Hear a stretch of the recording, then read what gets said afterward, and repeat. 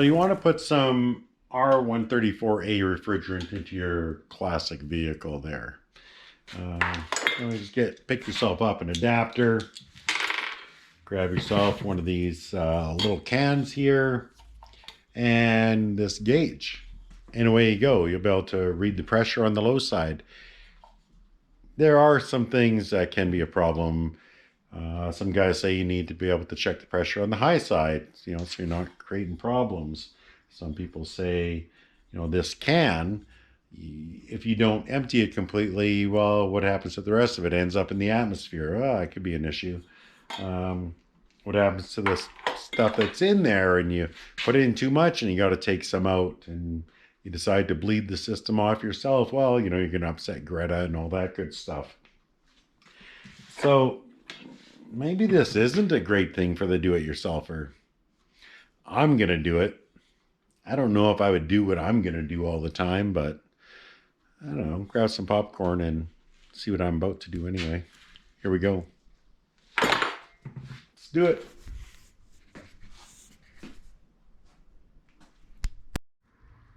So you want to get your air conditioning working in your old truck or car or whatever. Can you do it at home with one of these things and one of these guys? This thing's been floating around my garage forever. I guess we're gonna find out, because I'm gonna try and get it going on this old girl. It's a 1966 Chevy C10. Let's see if we can get her blowing cold. Let me open up the door and we'll get going. So after looking at this, I do not see a service port anywhere. I went in the cab, I went up front here too. It looks like on these old compressors, these are the service ports. This is, I know it's the upper hose, but it's the low side of the system. And I think what I'm gonna do is I'm gonna go and see if I can find a fitting to go on that. That's the service port side. I'll see if I can find something to work with that. I'm gonna head out to the wreckers now. So when you come back, we'll be at the wreckers and we'll take this guy with us. Okay, so let's take a quick look here and figure out our bearings. So if we look on my AC unit, I have no spot for me to recharge it. This is a service port. This is an old York style. This is literally from the 60s. And it comes with these guys here. Maybe I'll try and take a screenshot and throw it up on the screen somewhere up in here, kind of show you what's going on. Maybe I'll put it right here and you can see for yourself. So flashing back to me now, these guys here need to be opened up a little bit, and there's a valve in here. So almost think of this like a water valve. So right now it's closed, or sorry, right now it's open from here into here, from here into here, but nothing from here into there. Once we pull that back a bit, whatever we put in here will go into the system. Does that make sense? And if you open up all the way, it will shut that off completely so that nothing escapes from here, and you change the compressor. It's kind of a good setup. At any rate, I'll walk you through those steps in a minute here. Okay, so here's what we're going to use. Got this Duracool stuff here. It's supposed to be a refrigerant replacement for R12 and R134A. We'll use that. I got it kicking around my garage. Some guy I used to know left it here years ago. I got this guy here is for R134 refrigerant. It's got, should tell us where we need to be, I guess. And I picked up this adapter fitting here. I'm not too sure how well this is going to work, but this has got to go on this guy right here.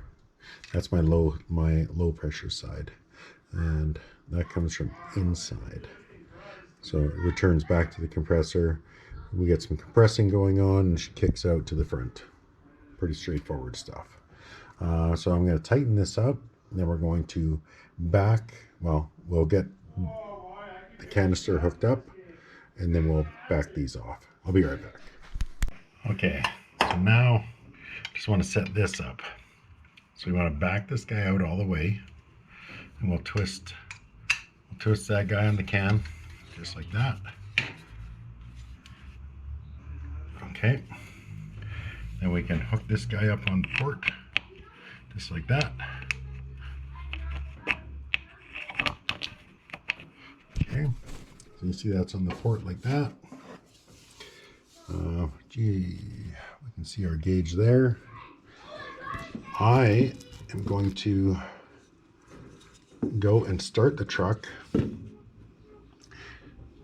So I'm going to go and start the truck, and I'm going to back this guy. So this guy's already got twisted in just a bit, and that guy's going to help. And this guy here, I'm going to pull that in with it running, and it'll start to pull.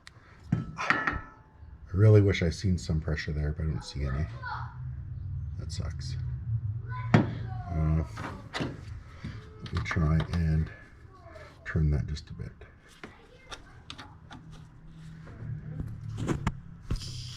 There we go. What I don't like is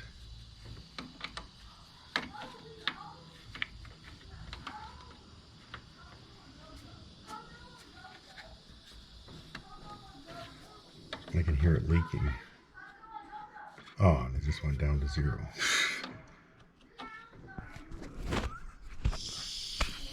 Jeez, it's not sealed very good. There we go. All right. I guess I'm going to have to help that, because see that I can hold it and it'll hold pressure. But if I let it go, the pressure drops. Okay. I'm going to go fire this guy up. How am I going to do this? Yeah, I'm going to have to get a zip tie and hold that on. And tight.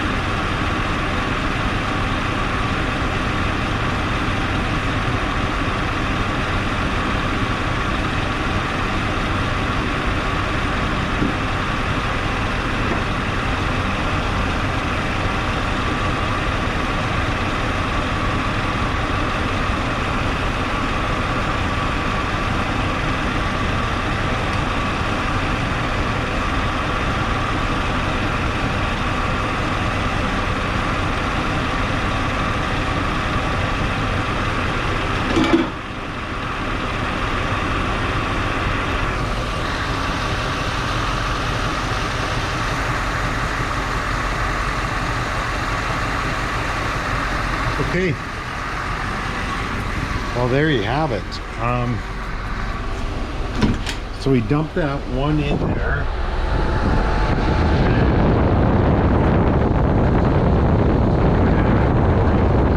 Degrees Fahrenheit now. And we were at 80 before. So that's got to be a success from where I'm standing. I'm going to shut this off. We're not really proving anything more at this point.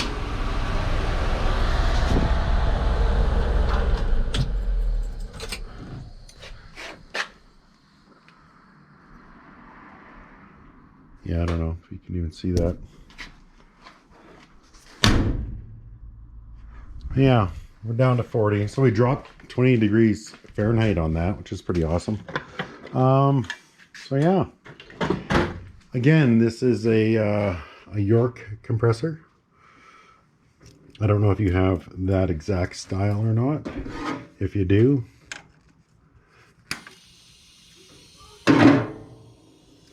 okay, that's probably not great for the environment. Anyway, sorry, Greta. Pop that guy on there. Just make sure I got these nice and tight. I'm sure I do.